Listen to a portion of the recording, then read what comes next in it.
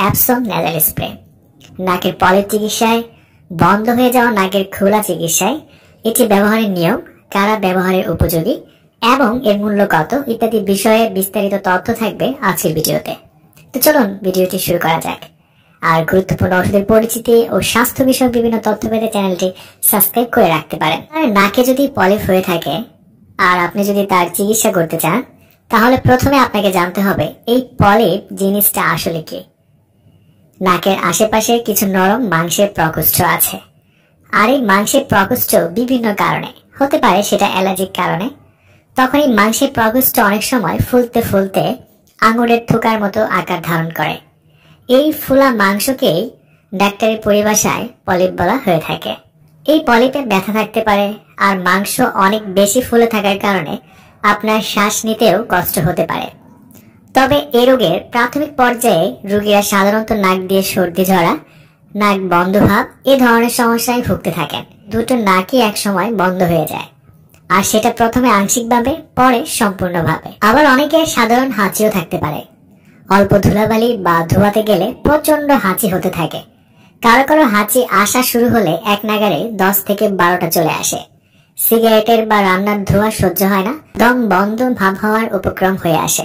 এছাড়া নাকের ঘ্রাণ শক্তিও কমে যেতে পারে এবং অনেক সময় নাকে দুর্গন্ধ পাওয়া যায়। এর সাথে মাথা ব্যথা থাকতে পারে। সাধারণত এই ধরনের মাথা ব্যথা রোগের প্রথম দিকে লক্ষ্য করা যায়।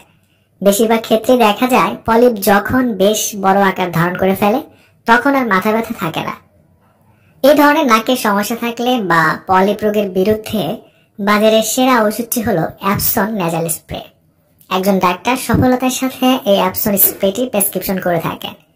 অ্যাপসন নেজাল স্প্রেটি বাজারে নিয়ে এসেছে ড্রাগ ইন্টারন্যাশনাল লিমিটেড, আর প্রতি স্প্রেতে পাওয়া যায় 27.5 মাইক্রোগ্রাম ফ্লুটিকাসন ফিউরাইড। অ্যাপসন নেজাল স্প্রে ব্যবহারে নাকের পলিপ, সিজনাল এবং পেরিনিয়াল অ্যালার্জিক রাইনাইটিস দূর হয়ে যায়।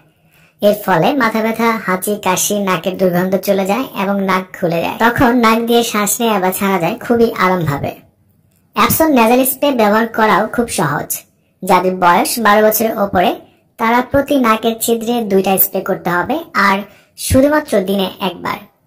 রোগটির তীব্রতা কমে আসলে একটা স্প্রে দিনে একবার করলেই হয়। আর 2 বছরের উপরে কিন্তু 12 বছরের নিচে তাদের ক্ষেত্রে প্রতি নাকের ছিদ্রে একটা স্প্রে করতে হবে দিনে একবার। এটা দিয়ে মোট 120 বার স্প্রে করা যায়। মোটামুটি 1 থেকে 1.5 মাস ব্যবহার করলে এই রোগ থেকে মুক্তি পাওয়া সম্ভব হয়। সঠিক ডোজ সম্পর্কে জানতে একজন ডাক্তারের পরামর্শ গ্রহণ করুন এবং ব্যবহারের পূর্বে বোতলটি ভালো করে ঝাঁকিয়ে নিন। আর হ্যাঁ, অ্যাপসন নেজাল স্প্রে ব্যবহারের ক্ষেত্রে কিছু সতর্কতা অবলম্বন করতে হবে। যেমন 2 বছরের নিচে শিশুদের ক্ষেত্রে এটি ব্যবহার করা যাবে না।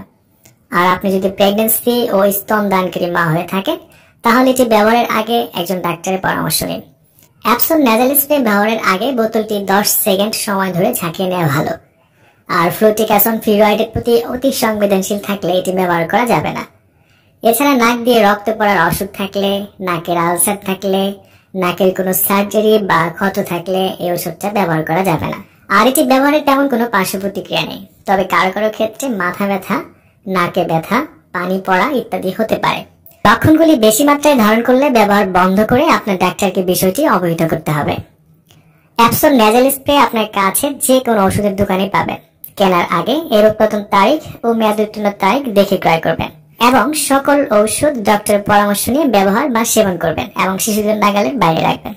অ্যাপসন নেজাল স্প্রে নাকের ওষুধটি সম্পর্কে আপনার আরো যদি কোনো প্রশ্ন থাকে, তাহলে আমাকে কমেন্টস করে জানাতে পারেন। আমি সেখানে উত্তর দেওয়ার চেষ্টা করব। আর আমাদের ভিডিওগুলো ভালো লাগলে অবশ্যই চ্যানেলটি সাবস্ক্রাইব করতে ভুলবেন না। আজ এই পর্যন্তই, আগামীতে আবার দেখা হবে। সেই পর্যন্ত ভালো থাকুন, সুস্থ থাকুন